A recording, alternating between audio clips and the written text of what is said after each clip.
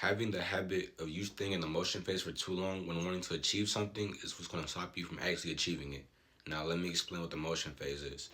I'm going to get this book called Atomic Habits, and you basically going to explain it too. If motion does not lead to results, why do we do it? Sometimes we do it because we actually need to plan or learn more. But more often than not, we do it because motion allows us to feel like we're doing something or making progress without running the risk of failure. You want to delay failure. You know, motion makes you feel like you're getting things done, but really you're just preparing to get something done. When preparing can be when preparing becomes a form of procrastination, you need to change something. Now, basically, what motion is like the stage of when you're planning something for a goal. Like, let's say I want to run 6 miles. All right, I gotta, what I'm saying, okay, how am I gonna do this? I'm gonna do this X, Y, Z. I'm gonna get these shoes.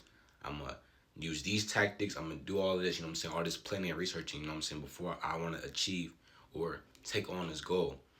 If I want to start that business, what I'm saying, I'm gonna be like, all right, what's the best marketing strategies, or what can I do right now, or like what can I do right now, what I'm saying, to learn why, like learning wise, to help me get an advantage in this business, what I'm saying, actually make it successful.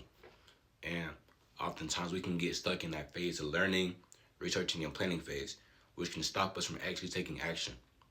It's actually, he used an example of this professor, right? He had two different groups.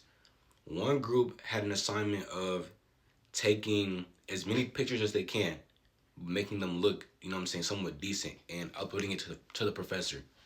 The other group had the opportunity to just take one picture, one great picture, and upload it to the professor. And if you do that, if both groups did the assignment, they both get an A. The group that took 100 pictures did a lot better than the group that took just one picture.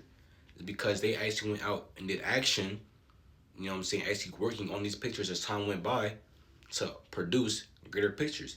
Just because the one group had, their goal was just to make one good picture, they stuck in the phase like, okay, what can I do? Okay, I have to do this, that, X, Y, Z before I can actually produce the product. You know what I'm saying?